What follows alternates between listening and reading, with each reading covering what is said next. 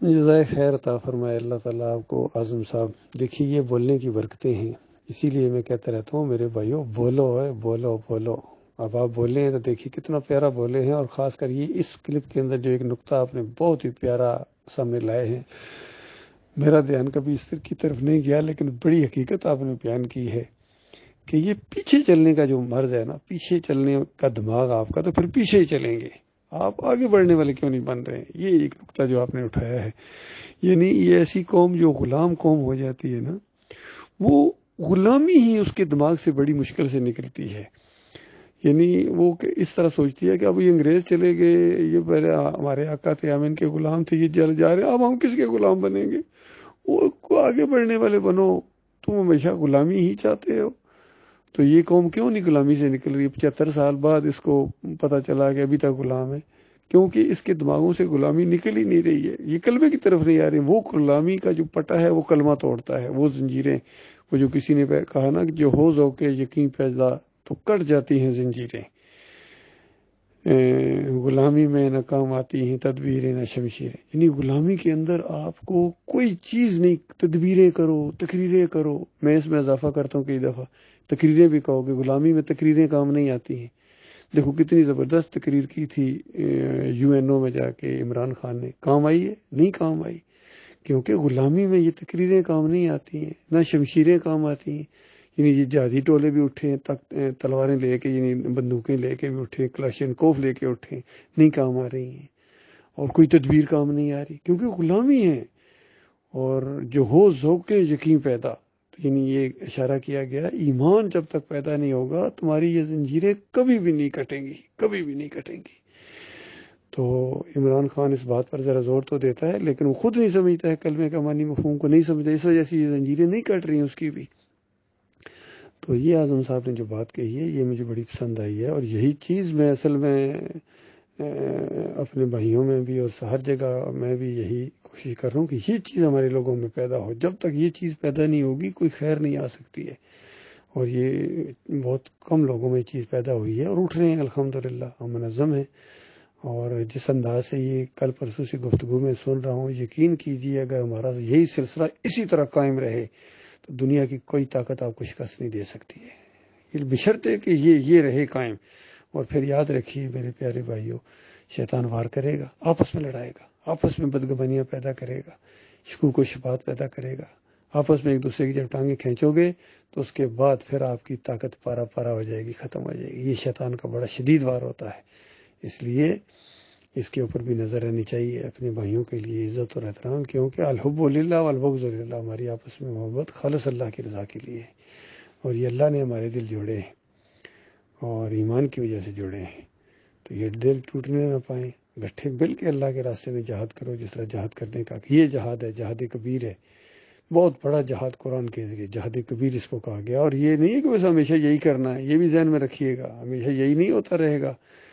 اس کے بعد اگلا سٹیج بھی آئے گا، ہجرت کے اوپر بھی نظر رکھیں. یہ قوم اپنے اندر سے باہر نکال پھینکے گی، اور اس کے بعد پھر بیٹھنا نہیں، کام نہیں چھوڑنا ہے. سارا نقشہ موجود ہے، نبی علیہ السلام اور صحابہ کرام کا طریقہ، بس سارا طریقہ وہ ذہن میں رکھنا ہے اگر صحیح معنوں میں جنت کے شوقین ہو. اور اگر اس کو کسی کو وہ نقشہ پسند نہیں ہے، ہجرت نہیں کرنا چاہتا ہے، قسم کا ٹائم نہیں ہے اس کے پاس، پروگرام کے لیے ٹائم نہیں ہے، جمعے کے لیے ٹائم نہیں ہے، تو انہوں نے کیا کرنا ہے؟ خاک انہوں نے انقلاب لانا ہے.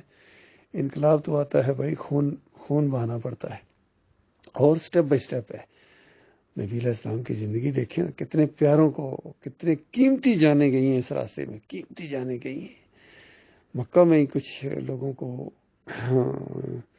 یعنی شہید کر دیا گیا تھا. اس کے بعد ہجرت میں، پھر اس کے بعد میدان بدر میں کتنے مارے گئے ہیں، مسلمان مارے گئے ہیں. پھر احد میں تو 70 شہید ہوئے ہیں، اس میں حمزہ رضی اللہ تعالیٰ کا خون شامل ہے. اتنی لاشیں اٹھی ہیں، اور اپنے پیاروں کو اس راستے میں، قریبی رشتہ داروں کو اس راستے میں قربان کیا، اور پھر آگے بڑھتے چلے گئے ہیں. اور قریبی رشتہ دار، ایک طرف ماموں ہے، دوسرے بھانجا ہے، ایک طرف چچا ہے، دوسرا بھتیجا ہے، ایک طرف ایک بھائی ہے، دوسری طرف دوسرا بھائی ہے. پہلا مارکا جو پہلی تلواریں ٹکرائی تھی جنگ بدر میں، وہ کس کی ٹکرائی تھی؟ کبھی سوچا ہے؟ قریبی رشتہ دار آپس میں ٹکرا گئے تھے. اور ایک مرتبہ عبد الرحمن نے کہا ابو بکر صدیق کو کہ بابا جنگ بدر میں ایک مرتبہ تو آپ میری تلوار کی رینج میں تھے، میں نے کہا باپ کو کیا مارنا، تو ابو بکر صدیق نے کہا بیٹا یہی فرق ہے، اگر اللہ کی قسم کھا کے کہا کہ میری نگاہ تیرے اوپر پڑ جاتی ہے، میں نے تجھے نہیں چھوڑنا تھا۔ اسی طرح جب جنگی قیدی آئے احد کے اس میں جنگ کے بعد 70 قیدی آئے تو مشورہ لیا گیا کہ کیا کیا جائے ان قیدیوں کے ساتھ۔ عمر بن خطاب کا یہ مشورہ تھا کہ ہمارے رشتہ دار ہیں چونکہ سارے، تو میرا ماموں بھی ہے، ذرا ماموں میرے حوالے کرے نا، علی رضی کے چچا ہیں، ان کو چچا کو ان کے حوالے کرے، اور کتنے رشتے اسی طریقے سے گنوائے، ابو عبیدہ بن جراح کا بھی کچھ گنوایا، ان کا بھی قریبی رشتہ دار آیا تو یہ سارے ان کے حوالے کریں تاکہ ہم اپنے ہاتھوں سے ان کی گردنیں اڑائیں نا، تو پھر اللہ بھی جان جائے کہ ہمیں اللہ کے معاملے میں کوئی رشتہ عزیز نہیں ہے۔ اس جذبے سے انہوں نے یہ بات کی۔